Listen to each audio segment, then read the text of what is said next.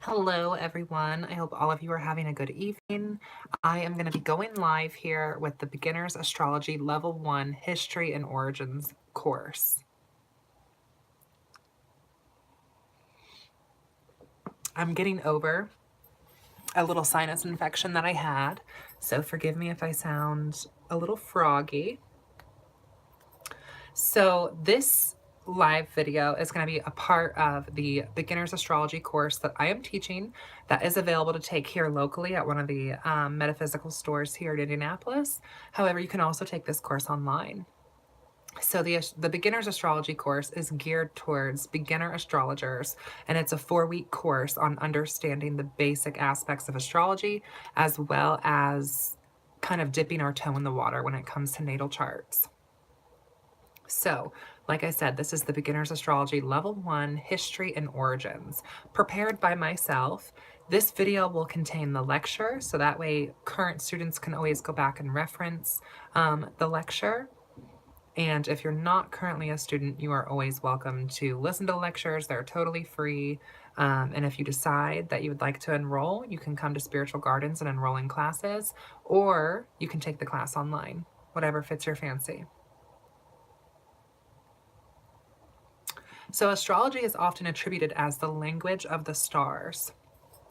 But what is astrology? Let's define what astrology is. So astrology is the study of the movements and relative positions of celestial bodies, interpreted as having an influence on human affairs of the natural world. Astrology is the study of the influence that distant cosmic objects, usually stars and planets, have on human lives. The position of the sun, stars, and moon, and planets at the time of people's birth, not their conception, is said to shape their personality. Also, this can affect people's romantic relationships and predict their economic fortunes, among other divinations. What most people know about astrology is that their sign, which refers to one of the 12 constellations of the zodiac, is a form of sun sign astrology, which is the astrology upon which newspaper horoscopes are based off of. It is probably the simplest, most dumbed down version of astrology because nothing more than someone's date of their birth is needed to generate a sun sign horoscope. And many astrologers will tell you that this form of astrology is so simplistic that it does produce very limited results.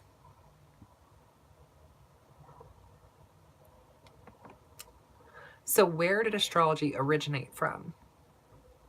Astrology has Babylonian beginnings. The Babylonians are generally credited with the birth of astrology. Their astrological charts enabled them to predict the reoccurrence of seasons and certain celestial events. So in the beginning, and for more than 2,000 years, astrology and astronomy were actually the same science. Babylonian astrology was introduced to the Greeks early in the 4th century BC, and through the studies of Plato, Aristotle, and others, astrology came to be highly regarded as a science. It was soon embraced by the Romans, and the Roman names for the zodiac are still used today, and was then later embraced by Arabs and later spread throughout the entire world. While earliest astrology was still used to bring a sense of order out of apparent chaos, it was soon utilized to predict weather patterns, primarily for agricultural purposes.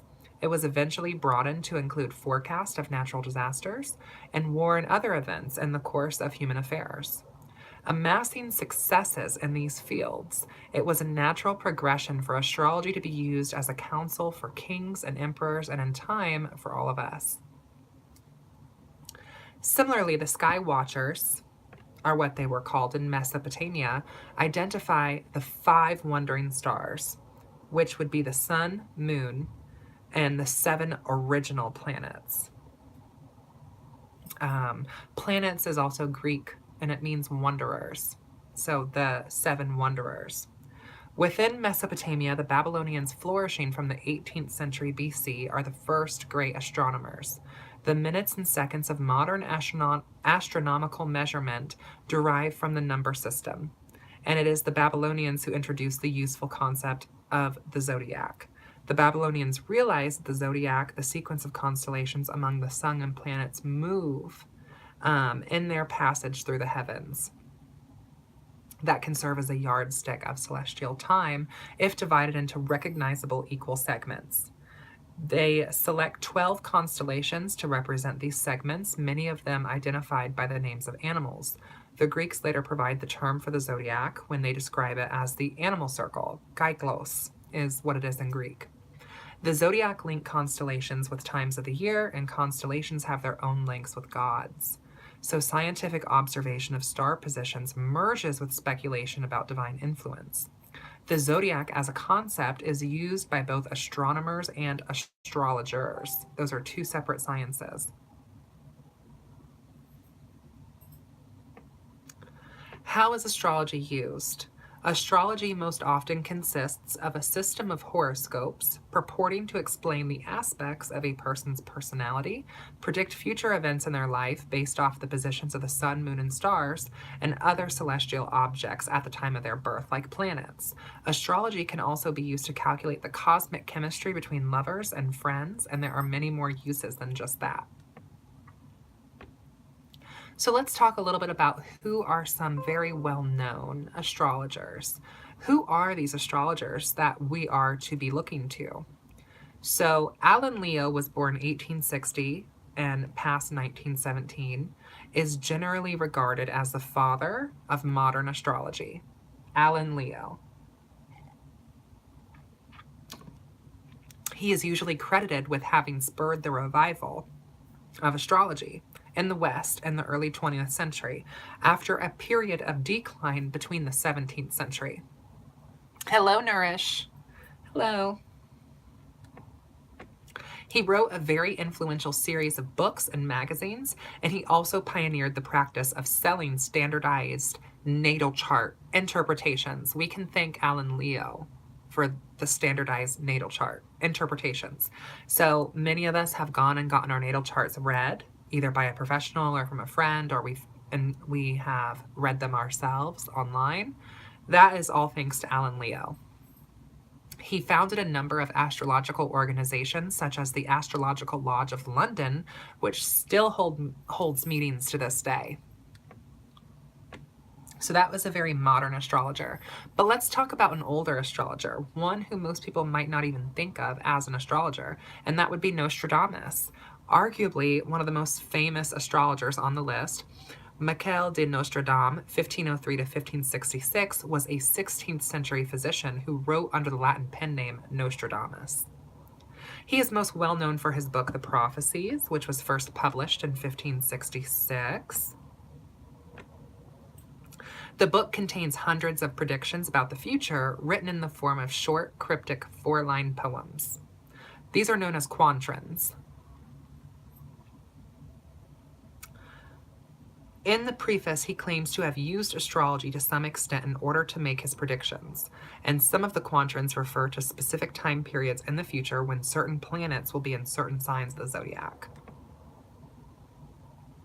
So that is a modern and older astrologer reference for you for our who aspect, because every course I teach, the first class is always about the who, what, when, where, and why, and also vocabulary. So the vocabulary for this first level here, I hired an astrologer and they said Uranus. Oh, I lost it. Uranus.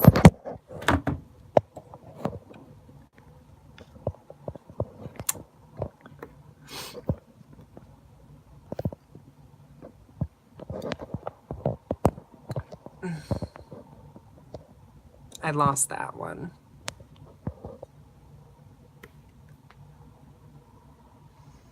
Hold on, let me pull up the chat. Let me pull up the chat.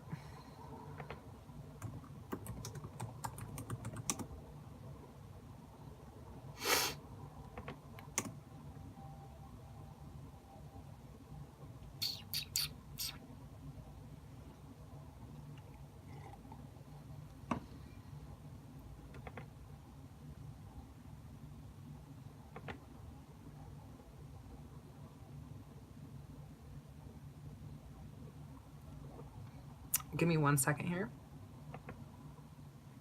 Okay. I hired an astrologer and they said Uranus is in my moon. That can't be right, is it? Have you seen Uranus in a moon before? Hi, Hellbound. It's good to see you in the chat. Haven't talked to you in a long time. So Uranus cannot... You hired an astrologer and they said that Uranus is in your moon. That can't be right. No, because Uranus is its own placement. So Uranus can't be in the position of your moon. Now, like, Aquarius is associated with Uranus, so maybe what they were trying to say was that your moon sign is Aquarius, but without like looking at your natal chart myself. Oh, it's a joke. Okay. Yeah, there's no way that Uranus could be in your moon. I'm still getting over from this horrific fever that I had, coupled with a sinus infection, so you have to forgive me. I thought that you really saw an astrologer who said that, and I was very confused. Okay.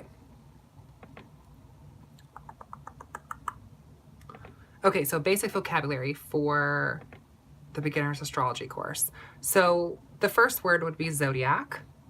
That's an important word to know, and that's beneficial for the language when we're talking about astrology to understand what zodiac is. So the zodiac is a belt of the heavens within 8 either side of the ecliptic, including all apparent positions of the sun, moon, and most familiar planets. It is divided into 12 equal divisions or signs. This would be Aries, Taurus, Gemini, Cancer, Leo, Libra, Scorpio, Sagittarius, Capricorn, Aquarius, and Pisces.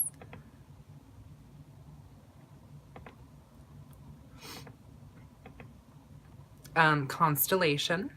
So this is a group of stars that make up the zodiac. And then we would have our fixed, cardinal, and mutable. And these pertain to the 12 zodiac signs. So let's start with cardinal, because cardinal is the start of these kingdoms. So the cardinal signs would be Aries, Cancer, Libra, and Capricorn. These signs start with every season. So Aries is going to kick off spring, Cancer will kick off summer, Libra begins fall, and Capricorn is when it kicks off winter. Thus, they are the leaders or the idea people of the zodiac. These signs prize originality and like to be the first in whatever they do. Very competitive and very much trendsetters and trend spotters. These are the ones who get the party started and the crowd hyped. You can count on these people to initiate winning ideas and begin the planning process of any project. Then we're going to have our fixed signs, which that would be Taurus, Leo, Scorpio, and Aquarius. These signs fall in the middle of every season. So cardinal marks the beginning, fixed is the middle. They're the stabilizers, the one who set a solid goal or foundation, and then they start building on that goal and foundation. Fixed signs can take the enthusiastic ideas that cardinal signs spark and craft them into something very real and very tangible. They pick up the ball when the cardinal sign passes it and run the distance to the goal. Fixed signs are the trustworthy types that like to-do lists and fancy titles. If a cardinal sign says, let's go on vacation, the fixed sign is going to be the one to call the travel agency, book the tickets and the hotel, and send everyone a list of what to pack. That's a very fixed sign. And then last but not least, we're going to have our mutable signs. So that would be Gemini, Virgo, Aquarius, and Pisces. These signs are going to end every season. Like the cardinal signs begin the seasons, the fixed sign is the season, the mutable sign is what ends the season. It's a transitional sign. These signs have learned the hard lessons taught by spring, summer, fall, and winter, and they know that all good things come to an end. Their role is to prepare everyone around them for the changing of the seasons and the shifts. That's why they're mutable. So they're considered to be the adapters of the zodiac, a little bit older and wiser, sometimes it is perceived, more flexible and comfortable with change than the other signs. They can also be a bit of a chameleon to fit into a variety of situations. Mutables are the editors of the zodiac, the ones who complete the package with a winning touch. A plan can be sparked by a cardinal sign and built by a fixed sign, but it will always be perfected by a mutable sign. So, those are 3 quadrants there. Those are the 3 quadrants there. Then you're going to have the 4 elemental quadrants, which would be earth, air, fire, and water. So your earth signs are going to be Taurus, Virgo, and Capricorn. Your air signs are going to be Gemini, Libra, and Aquarius. Your fire signs are Aries, Leo, and Sagittarius. And your water signs are Cancer, Pisces, and Scorpio. Now let's talk a little bit about planets. So considered your natal core, and your natal core would be your sun sign, your rising sign, and your moon sign. That's the core of the natal chart, and we're going to get into more about what these planets mean in like later classes. So just know for right now that the core is the sun, rising, and the moon. Your inner planets are Mercury, Venus, and Mars. Those are the inner planets. Those are the closest planets to the sun. And then your social planets would be Jupiter and Saturn. Social planets, Jupiter and Saturn. And then your outer planets would be Uranus, Neptune, and Pluto. So the homework for this course, using your notebook, you can write down the thoughts of your first class and think about the personal astrology goals and what your goals are within astrology and what needs to be done to achieve these goals. Also, making flashcards is very helpful, especially for the natal core, inner and outer planets, as well as social and elemental zodiac quadrants. And also, I would highly, highly recommend downloading the Night Sky app if you guys don't already have that, because that will actually show you based off of a GPS what constellations and planets are above you in the horizon currently, as well as the app called Luna Solaria, not lunar, Luna Solaria. That will track the moon cycles for you. And then also just go outside at night and look up at the stars. And if there's too much light pollution with where you are, drive out somewhere where there's less light pollution and get out there and start looking at these stars. So that is going to complete the lecture for the first class of the Beginner's Astrology course. Yeah, so stay tuned. I will be uploading the other lectures for the 3 other classes that are a part of this 4-week course. So I will see you guys then. Blessed be.